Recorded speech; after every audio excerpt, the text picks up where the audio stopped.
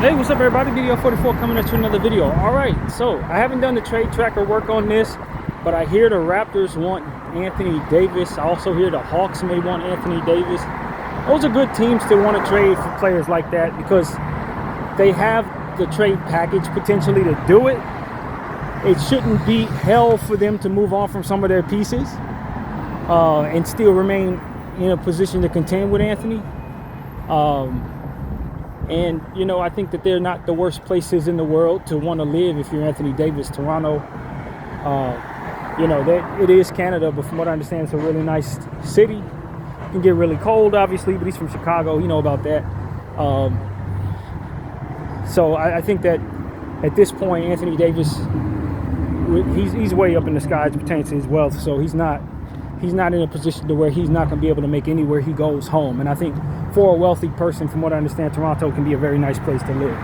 And then Atlanta, I mean, Atlanta's Atlanta. So I'm pretty sure he'll find himself happy there as well, especially if the team is good.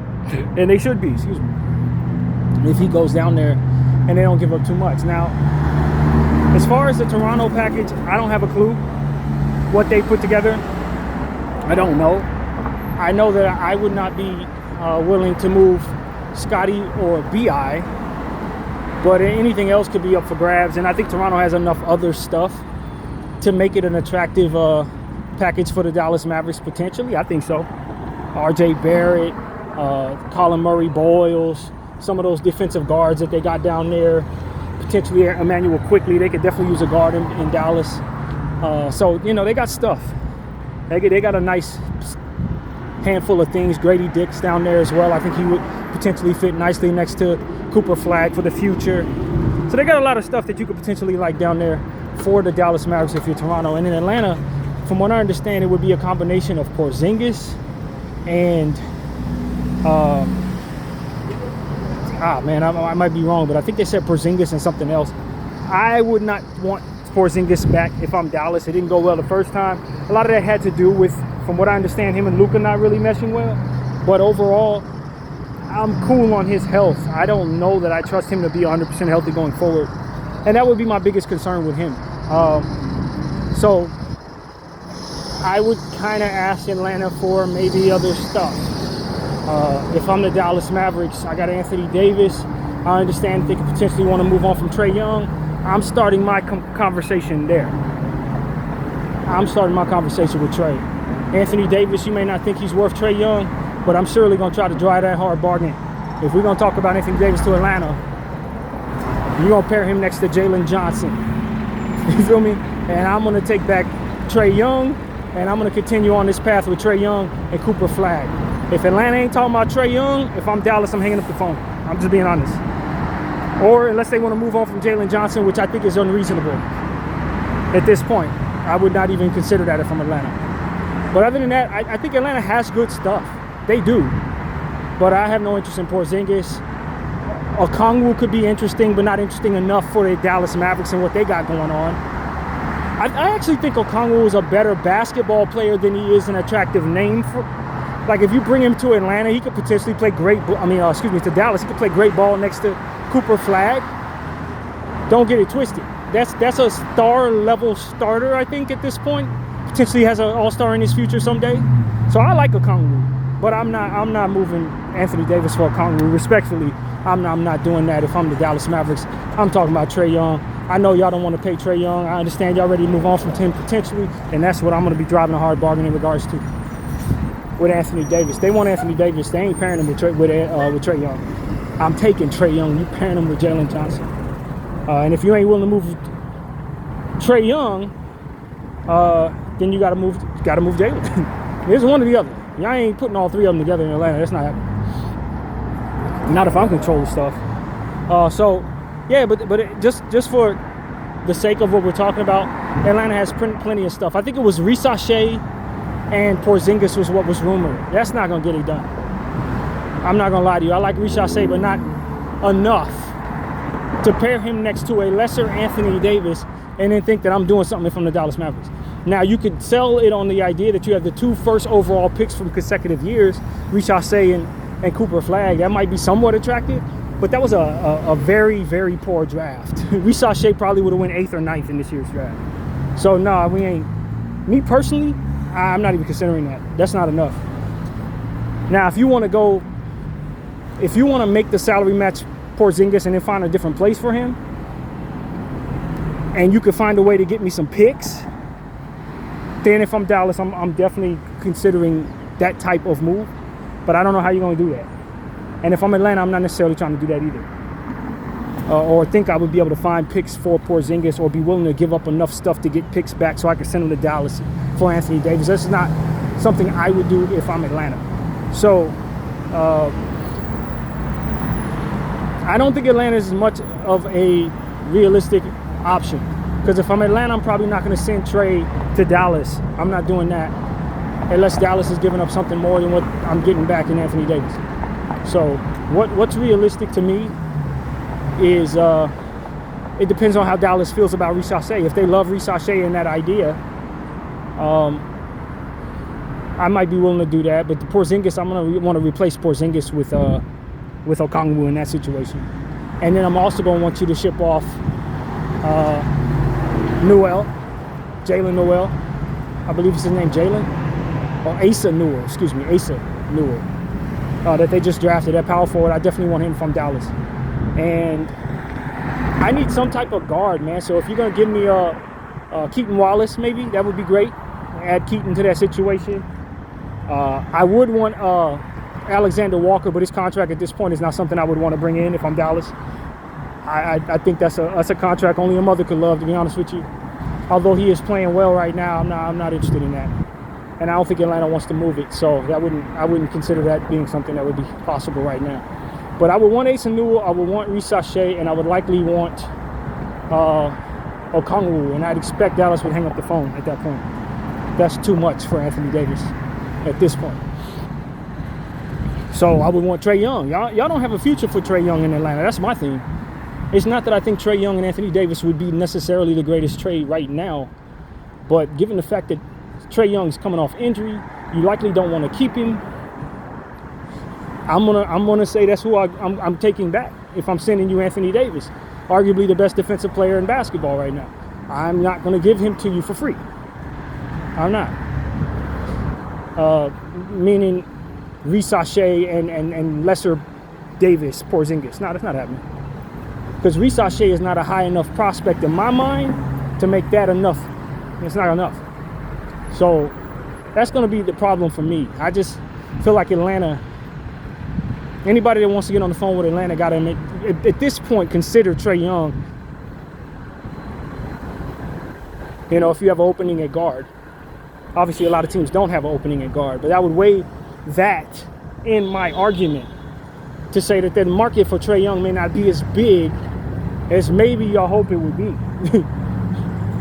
So why don't you send them to me for this Anthony Davis piece? You know, I think that's what Dallas needs to do. They need to win the next trade they're involved in, is essentially what I'm saying about the Dallas Mavericks. You can't afford to trade away Anthony Davis and get back role players. Because you gave us, Laker fan here, Luka Doncic for Anthony Davis, 1 pick and role player. That's not, you're tripling down on bad value in that situation if you lose that pick, that trade. Now, I'm not saying that I'm willing to sacrifice all of that.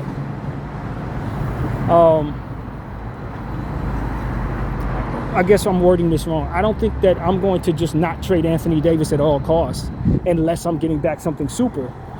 If I definitely am not going to re-sign Anthony Davis, I need to consider the fact that I could lose him for nothing, which could be used against me in a trade situation too.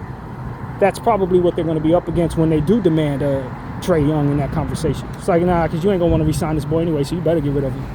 You're in the same boat with us in regards to Trae Young, because we ain't re-signing this guy and you ain't re-signing that guy. So, yeah, your leverage for Trae Young probably ain't really there as I try to draw that hard line. And that's the problem. I think that's the biggest problem about this Anthony Davis thing, maybe even worse than his history injury-wise, is the fact that he's up for extension and he wants big money. And that extension is likely going to have him as a salary dump at the end of that conversation, at the end of that contract, rather. So That's the problem with Anthony Davis. That's what the Dallas Mavericks are going to run into with him. And so that brings you back to a take Porzingis and Ricochet type conversation, which is probably what they're running into. But I'm cool if I'm Dallas. I'm cool. I can't afford to just take back Ricochet and Porzingis and actually sending out Anthony Davis, of whom I clearly lost the trade in regards to initially getting him. That's not even doable. And the way I see it right now is, you got to think, if you're Dallas, Anthony Davis right now is still somebody who can help your team defensively. He can be an anchor for Cooper Flag. Now, the Cooper Flag that Cooper has been to start the season is not the player that he ultimately has been over the last 5 games since Anthony has come back. With Anthony on the floor, the Dallas Mavericks have been winning games. So you got to wonder, if I'm trying to move forward and I'm looking at this Anthony Davis piece and I realize that I'm not getting back for him anything worth having. Ricochet, nice guy, maybe he develops, maybe he doesn't.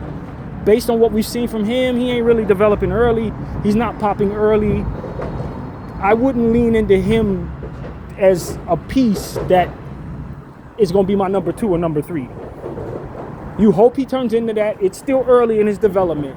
But based on what we've seen from him in Atlanta, I don't think he's the greatest bet to turn into something that make any sense 3 years down the road. Right?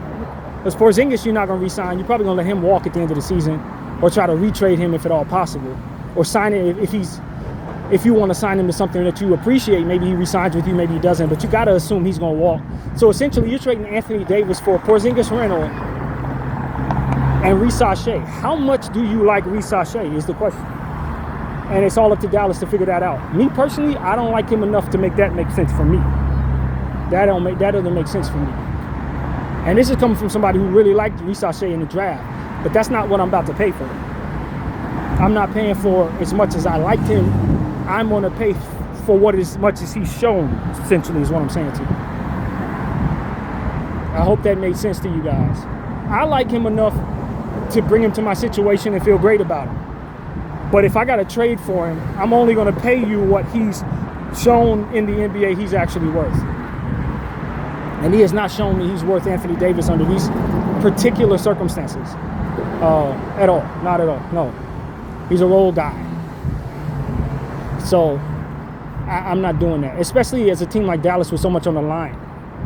So much on the line. Now, let's say Dallas won the trade that got them Anthony Davis. Let's say they gave up garbage and got back Anthony Davis. In this situation, I would be more likely to be comfortable losing the trade that gets Anthony Davis off my team. But in this situation, with them having given up Luka, they really got to hit it out the park, man.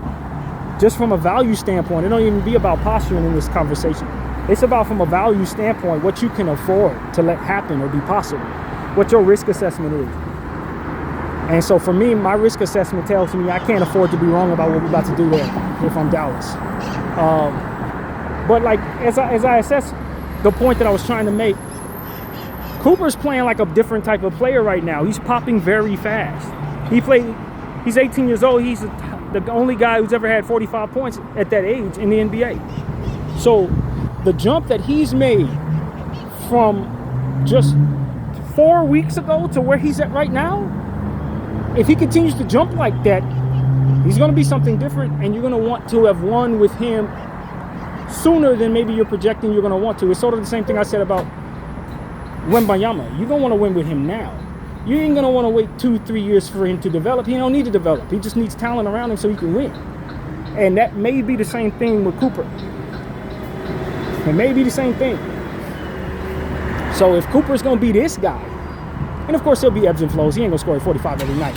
But if he's going to have this type of ceiling this soon, maybe my best interest is to have Anthony Davis on this team for the next 3 years. To anchor his defense, to guide him toward victories, and just try to build around him and Anthony, because he's on a rookie contract, Cooper. So really, if you shave everything else off and just keep Anthony and Cooper, you can potentially, depending on what you get for everything that you have, have a great situation for yourself if you make good trades and develop properly, stuff like that. I like the Brandon Williams piece.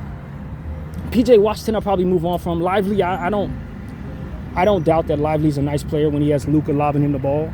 But without that piece, he's not anyone that I think you should want to invest heavily into right now, especially if you already got your center position straight. So for me, that's a prospect that I can trade to maybe get back something that can be really attractive and fit around Cooper a bit better. I like Lively, but the injuries are starting to pile up, man. And you couple that without that lob player to get him the ball, and you just can't activate him. You know, players like that really need that Steve Nash, Magic Johnson guy to lob them the ball. They don't necessarily get unlocked unless that player's in place. And so you couple that with the injury issues, I'm probably very comfortable moving from Derek Lively from Dallas. Getting out of that business fast because the injuries are piling up. He's still a young player with some upside, but you can't activate him any damn way because you don't have that piece. So for me, I can trade him for that piece. I can trade him for something, you know what I mean, that fits around Cooper. You know, who's obviously a very special player. So that's when you look at the Dallas Mavericks and you start trying to figure out where they can find value on their roster, how they can win trades. If you pair PJ Washington and Derek Lively together, you can get something good back that you can retrade later on or something that somebody's going to want. And that's the key. And I've made a video this morning about the Milwaukee Bucks. That's the problem that Milwaukee has. They don't have anything like that. They don't have PJs and Derek Lively's. They don't have those pieces. You know what I mean? So it's harder for them to bring themselves something that can then be wanted by someone else. That's Dallas's strength in this market. They really do have pieces that should be covetable by other teams. Derek Lively should be wanted by other teams. Brandon Williams could potentially be an attractive piece to other teams.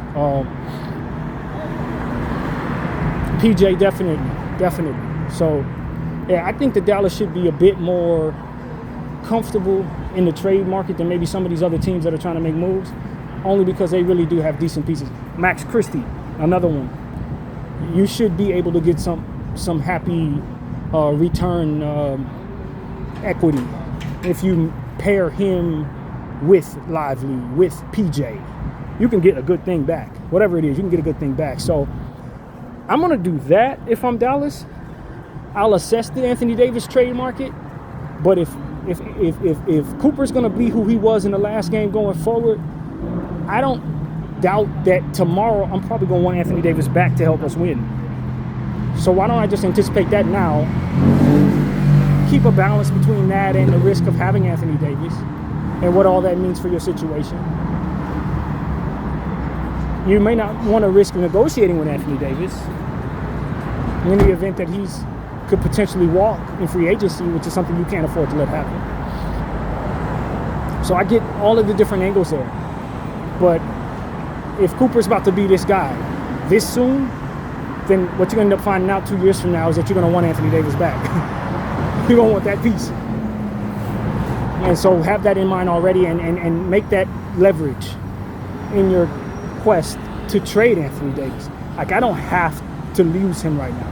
I don't have to move him as badly as maybe the field would assess I do, because if Cooper's about to be this good, I'm probably going to want to win soon. And I tell you guys, it's a tough thing to look at when you consider how bad Dallas started the season, but then you also consider that they were down 2 Hall of Famers who are potentially coming back. So you have to really ask yourself, as we assess how bad the Mavericks are, who wouldn't be that bad if they were to lose their 2 best players?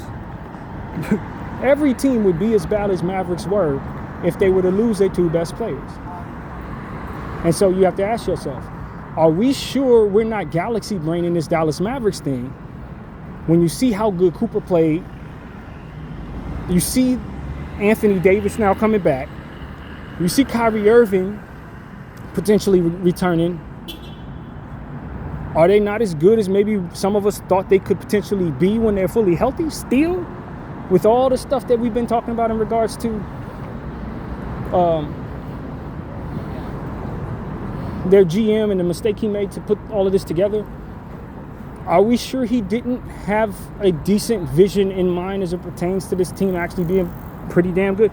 Because there's nobody who knew basketball that didn't look at this team and say, well, yeah, they may have given up Luka Doncic, but if they're fully healthy, can still contend, if not have the best shot blocking tandem in the league.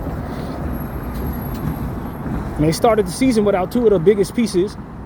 Of course they're going to suck. You get those pieces back, are they still going to suck? Well, the answer is not necessarily in place right now, but when you see how Cooper and Anthony are playing together right now, you have to not overthink the idea that, yeah, they could probably be pretty good. Maybe they need to tweak some things, but they don't necessarily need to blow it up. Because if Cooper's going to be this good this soon, all they're going to do is want win-now talent 2 years from now. The win-now talent that they ultimately have in place with Anthony Davis right now. Now, me, if I'm Dallas, I'll work with that. I'll work with that with some balance. I don't necessarily want to pay Anthony Davis the extension price, but I don't also want to move on from Anthony Davis knowing that I'm going to turn around and need him 2 years from now. Kyrie Irving, for me, is the question. Kyrie at 30-something, coming off a knee. He's been injury-prone a lot of time in his career. We all know he has a talent level that's not something you can teach or learn. He's still a wizard of a basketball player. He's going to be a wizard of a basketball player well into his 50s and 60s. He's just different, dude, and we know that. So you don't feel bad about bringing him back off a knee injury, but you do feel concerned that he's not going to stay healthy coming back from a knee injury. How much of Kyrie Irving are you actually going to have on the floor going forward? And is it going to be enough to rely upon? I don't necessarily need to move Anthony Davis if I'm Dallas, but I do think I need to move Kyrie Irving, if I'm being honest with you. That's the one that I'm more concerned with. Anthony, I'm less concerned with. And I think it's because I'm a Laker fan who's watched Anthony Davis for the last 8 years, so I know exactly what he's going to do for you. If he's motivated to stay in shape, just like Luka, he's going to anchor your defense. He's going to anchor your defense. He's going to rebound better than all humans, pretty much. And he's going to cover a lot of space on both ends of the floor. His offense comes and goes. His defense doesn't. His rebounding doesn't. And so the question is, do you expect that he's going to stay healthy?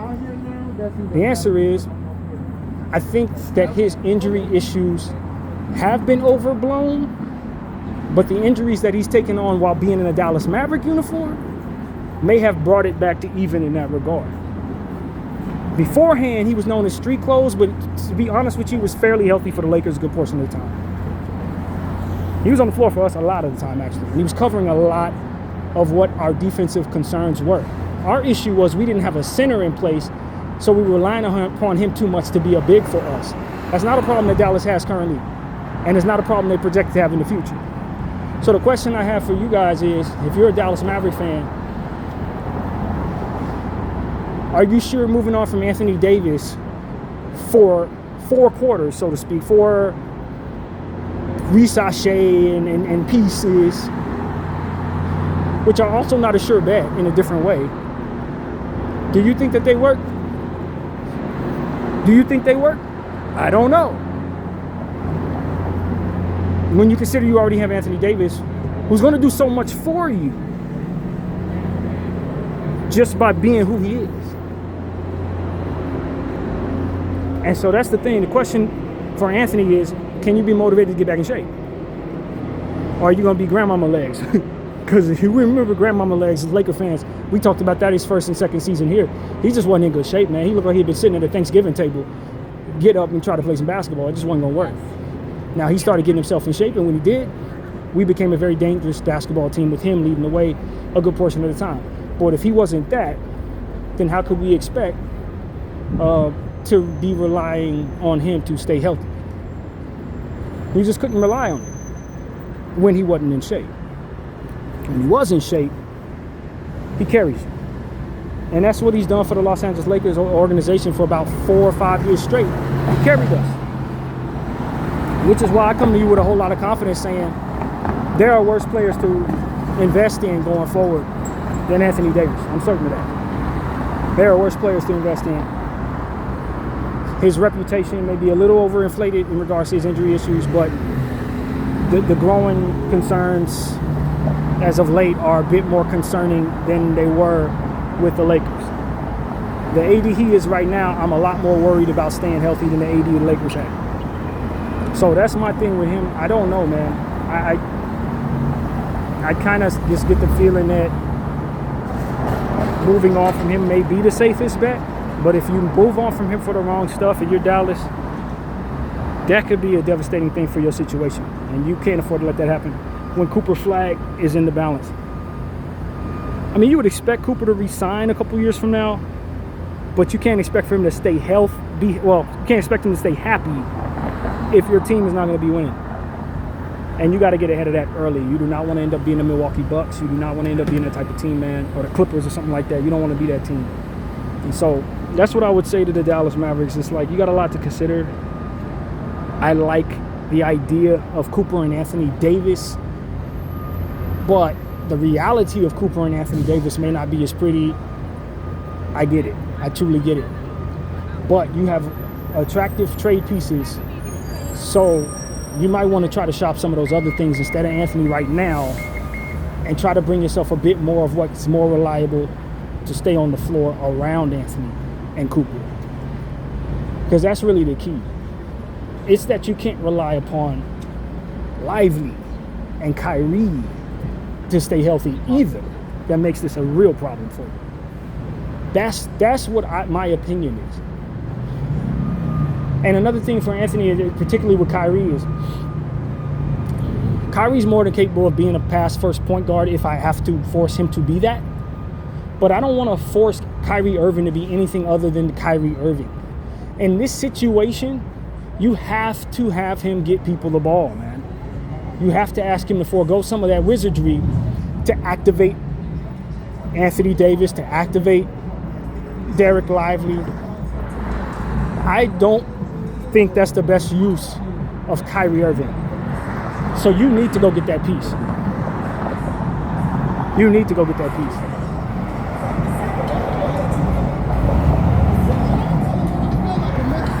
And I don't know that you have a path to that piece without giving up stuff that maybe we've already mentioned here, like PJ and Lively and Kyrie. And so that's something that I think is serious, especially with the market being so open for star point guards. You got John Morant potentially being on the move. You got Trae Young potentially being on the move. You got maybe a few other guys as well I'm not really thinking about that could potentially be out there to trade away. Bob Carrington in Washington should be somebody you're interested in if you're Dallas to help with that a little bit. I don't really know if he projects to be that type of piece, but he's a point guard, so you do your own homework. You tell me if he's that guy. I don't really know. But like just point guards in general, you should be able to grab you one or two if you're the Dallas Mavericks, if you're willing to move on from some stuff that somebody may want. And so that's really my point of view. I think that the Dallas Mavericks' first order of business is to give themselves a pass first, or a player that projects to pass evenly with their scoring at that point guard position to activate some of these other players that require that on your team. And if you don't get that player, you're not going to be able to get the most out of those guys that need that piece in order to be their best. So, yeah, man, that's really my thing. I think, what did Dallas actually need? They needed Luka Doncic. They needed what they had before they did all of this. I think that part is most obvious to everybody. The piece that they could best use right now is Luka. Pass first, scoring, big point guard, players 26 years old, move forward with their future. Yeah, what they had is what they need.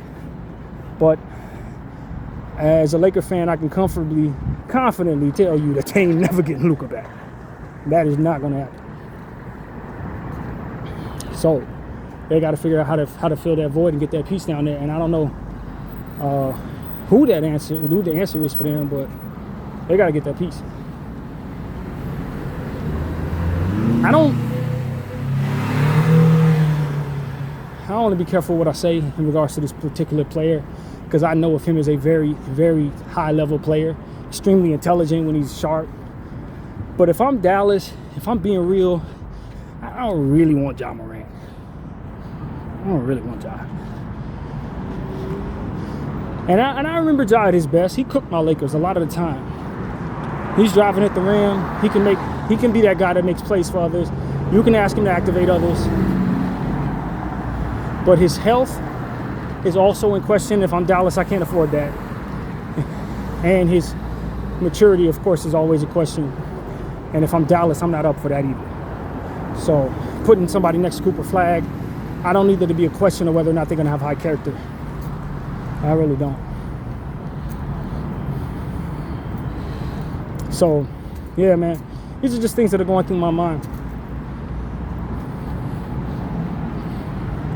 But I really do think, although that I've made the argument they probably don't have the leverage to do this, I really do think the player for Dallas, for me, is Trae Young.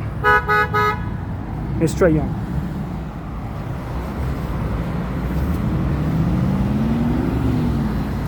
And if I'm Atlanta,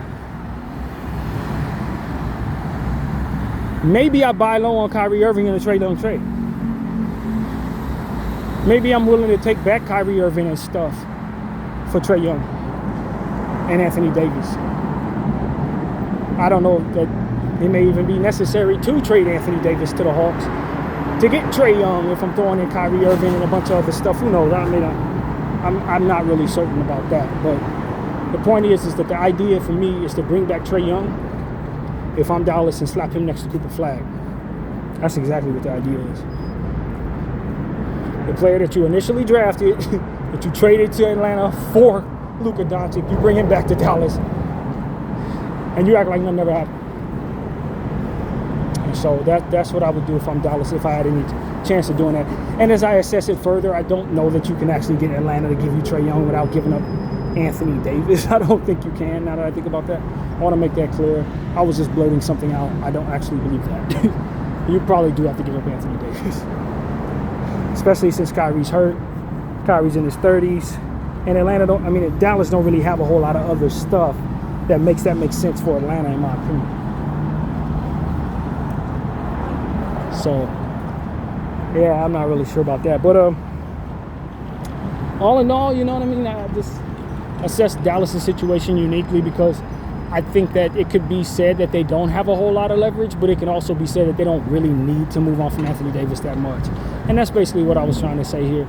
I don't think that it's that serious because I think Cooper has given them leverage by elevating his game this soon.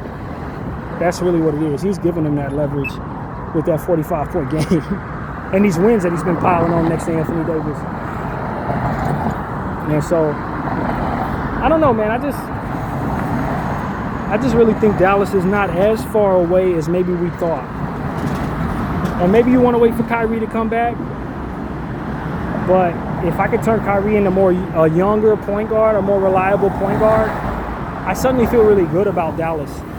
The projection of the future, I feel good about what happens if Anthony Davis scales down or something happens and he's not part of the team anymore.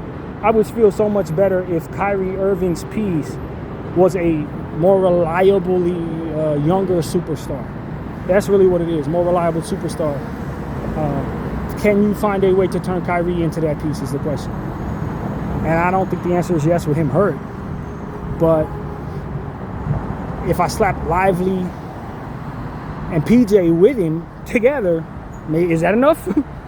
I don't know if I want to do that if I'm Dallas, but I don't doubt that I just feel a lot better if that piece is in place. I feel a lot better. If that piece is next to Cooper at a similar age, nobody's 18 years old, but somebody who's under 27, that would make me feel great if I'm Dallas. So, yeah, man, that's really what it is, man. I wonder about the Dallas Mavericks and what their future looks like if they don't make the right decisions right now. That's really what it is. If they mess around and don't keep Cooper Flag happy and they essentially lose that kid, what does it look like for them? What does it look like for them? because with them having lost Luka, you gotta assume that their fans are not gonna accept them losing Cooper at all, like at all. So yeah, man, that's really what it comes down to. When you talk about teams like Milwaukee and Dallas, those have been the two teams that have been on my mind today. I think they both need to make their next move their best move, or potentially lose their fan base forever. BDL 44, I thank y'all for watching. I'm out.